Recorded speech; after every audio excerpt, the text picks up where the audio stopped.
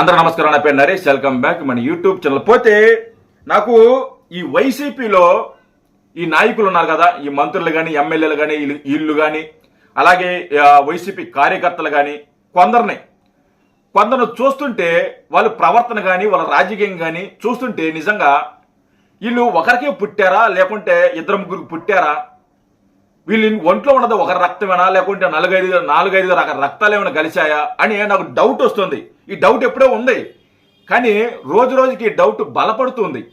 నిజంగా వాళ్ళకు ఒకరికే పుట్టారా లేకుంటే ఇంకెంతమందికి పుట్టారా అర్థం కాల. వాళ్ళ ప్రవర్తన కానీ వాళ్ళు చేసే నీచమైన రాజకీయాలు కానీ. ఈ మధ్య మంగళగిరి ఎమ్మెల్యే ఆర్కే ఇతను వైసీపీ అధికారం ఏమి చేయలేదు, ప్రజలకు ఏమి చేయలేదు అని చెప్పేసి ఆయన రాజీనామా చేసేసి ముఖ్యమంత్రిని బండబూతులు తిట్టి ఆ పార్టీని బండబూతులు తిట్టి పోయి కాంగ్రెస్లో చేరాడు. చేరి మళ్ళీ వైసీపీలో చేరాడు. నిన్న చేరి వైసీపీ పార్టీ చాలా మంచి పార్టీ, ప్రతివర్త పార్టీ, ప్రతివర్త నడుపుతున్న పార్టీ, ఇది అంత పవిత్రంగా ఉంటుంది వైసీపీ పార్టీ అని చెప్పి పెద్ద పెద్ద ముద్ర మాటలు మాట్లాడుతున్నారు సిగ్గు లేకుండా. కడుపుకి అన్నం తింటున్నావా ఆర్కే, పెంట తింటున్నావా అర్థం కాల. గతంలో నువ్వు ఒకసారి మీకు వినిపిస్తాను చూడండి. ఇతను రాజీనామా చేసే ముందు ఇతని మాట్లాడిన మాటలో ఏ విధంగా మాట్లాడారో ఇప్పుడేం మాట్లాడుతున్నారో మనం తెలుసుకుందాం. అంతే వీడి గురించి కూడా మాట్లాడాలా అన్నా అని చెప్పి మీకు డౌట్ రావచ్చు. కానీ మన రాష్ట్రంలో నిజంగా ప్రజలు చాలా తెలివైన వాళ్ళు, కానీ కొంతమంది గొర్రెలు ఉన్నారు. ఎవరు ఏది చెప్తే అది నమ్మేస్తారు. అది నిజమా అబద్ధమా అది ఏది తెలీదు. ఆ పార్టీ మంచిదంటే మంచిదే, వాడు మంచివాడు అంటే వాడు మంచివాడే, వాడు నీతిమంతుడే అని కొంతమంది గొర్రెలు ఉన్నారు. ఆ గొర్రెల కోసం ఈ వీడియో, దయచేసి వీడియోని లైక్ చేయండి. ఆ గొర్రెలు వెళతాయి, ఆ గొర్రెలు తెలుసుకుంటారు. లైక్ చేసి షేర్ చేయండి, కామెంట్ చేయండి. మీరు జనసేన అయితే జై జనసేన అని చెప్పి కామెంట్ చేయండి, లేకుంటే టీడీపీ అయితే జై టీడీపీ అని చెప్పి కామెంట్ చేయండి. ఇలా లైక్ షేరు కామెంట్ చేస్తే ఇది 10 మందికి వెళుతుంది, 10 మందికి తెలుస్తుంది. ఇలాంటి నీచమైన వాళ్ళు, సిగ్గున్నాడు కడుపుకి అన్నం తిన్నాడు ఎవరైనా మళ్ళీ వచ్చి పార్టీలో చేరతారా? అన్ని మాట్లాడిన తర్వాత, అంత విమర్శించిన తర్వాత చేస్తా. నాకు ఏం మాట్లాడారు ఒకసారి వినండి.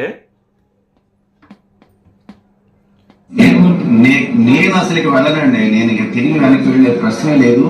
ఎందుకంటే వీడు మాట్లాడుతున్నాడు, నేను వెళ్ళను, తిరిగి ఆ పార్టీలో చేరే ప్రసక్తే లేదు.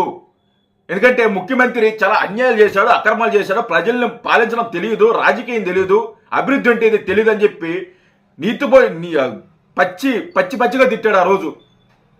చూడండి ఏం మాట్లాడారు.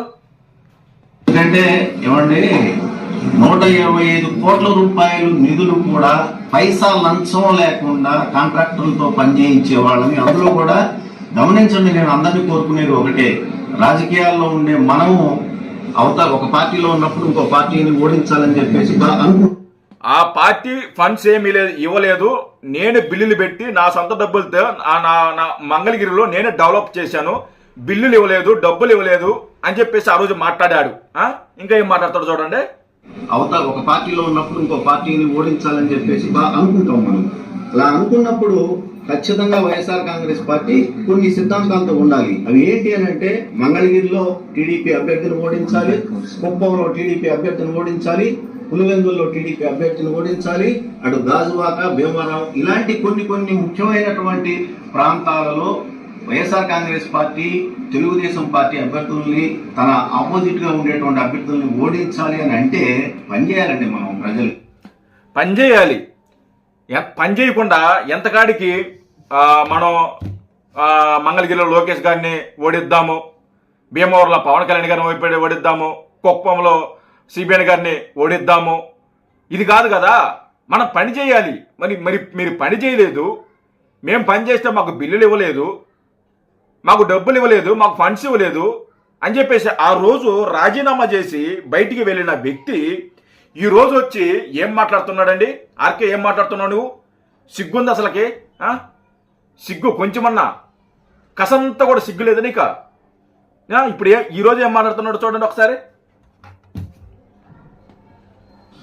జగన్మోహన్ రెడ్డి గారు 2019 ఎన్నికల్లో నాకు మంగళగిరి బీఫామ్ ఇవ్వటము జగన్మోహన్ రెడ్డి గారి వల్ల, అదేవిధంగా మంగళగిరి ప్రజల వల్ల లోకేష్ అంతటి వాడిని ఓడించి దాని తర్వాత ఈ 5 సంవత్సరాల్లో కూడా మంగళగిరి డెవలప్మెంట్ కోసం విపరీతంగా కష్టపడి అందరం కూడా పనిచేయటం జరిగింది. దానికి సంబంధించి కొన్ని బిల్లులు రాలేదు అనే దాని మీద నేను మాట్లాడి ఆ రోజున బయటకు వెళ్ళటం జరిగింది. కానీ నా తప్పుని, నేను చేసిన పొరపాటుని నేను కొంచెం లేటుగా తెలుసుకున్నా. ఆ పొరపాటు ఏంటి అని అంటే, నేను జగన్మోహన్ రెడ్డి గారు దాని తర్వాత ఆ పనులు చేసి పెట్టడం జరిగింది. కానీ ఎక్కడ నీ దగ్గరగా అంటే ఆర్కే నిజంగా నీ మొహం మీద కూసుంటా. సిగ్గుమాలి మాట్లాడుతున్నావు నువ్వు. ఆ రోజు నాకు బిల్లులు ఇవ్వలేదని చెప్పి రాజీనామా చేసిపోయి వెళ్ళిన వ్యక్తివి నువ్వు. అంటే మంగళగిరిలో ఎమ్మెల్యేవి నువ్వు. ప్రభుత్వం నుంచి ఫండ్స్ వచ్చేది నీకు తెలియదా? అక్కడ ఏ బిల్లులు సక్సెస్ అవుతున్నాయో, ఏ బిల్లులు పాస్ అవుతున్నాయో నీకు తెలియదా? ముఖ్యమంత్రి ఏ విధంగా పరిపాలిస్తున్నాడో, మంగళగిరికి ఏ విధంగా డెవలప్మెంట్కి ఫండ్స్ వస్తున్నాయో నీకు తెలియదా? నీకు తెలియకుండా ఉంటుందా? నీకు తర్వాత లేటుగా తెలిసిందా ముఖ్యమంత్రి గారు ఆ పనులన్నీ చేశారని, ఆ బిల్లులన్నీ ఇచ్చాయని? అరే నువ్వు నా సొంత డబ్బులు నేను పెట్టాను అని చెప్పి నువ్వు మాట్లాడావు ఆర్కే. నా సొంత డబ్బులు నేను ఖర్చు పెట్టానని చెప్పి నువ్వు మాట్లాడావు. నీ డబ్బులు ఆ బిల్లు పాస్ అయి ఉంటే నీ డబ్బులు నీకు రావాలి కదా, నీకు అప్పుడే తెలియాలి కదా. ఒకవేళ చేసుంటే ఇచ్చుంటే. రాజకీయ లబ్ధి కోసం చాలా నీచంగా ఇంతగా ఒక ఎమ్మెల్యేవి ఒక కమిట్మెంట్స్ ఉండదా? మనుషులకు పుట్టారా లేకుంటే ఎవరికి పుట్టారా మీరు? ఎక్కడి నుంచి వస్తారా మీరు? తర్వాత ఏం మాట్లాడతారు చూడు.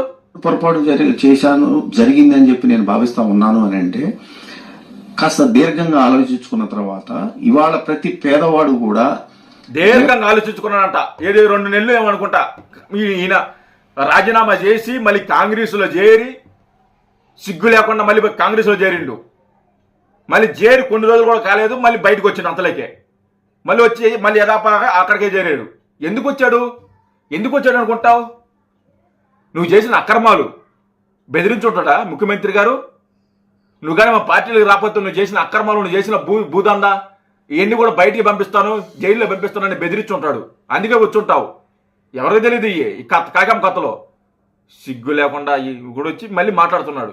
మోహన్ రెడ్డి గారు 30 సంవత్సరాలు ఈ రాష్ట్రానికి వద్దురా నాయన. ఈ 5 ఏళ్ళకే ప్రజలు చాలా నష్టపోయారు రా స్వామి. వద్దురా స్వామి ఆర్కే.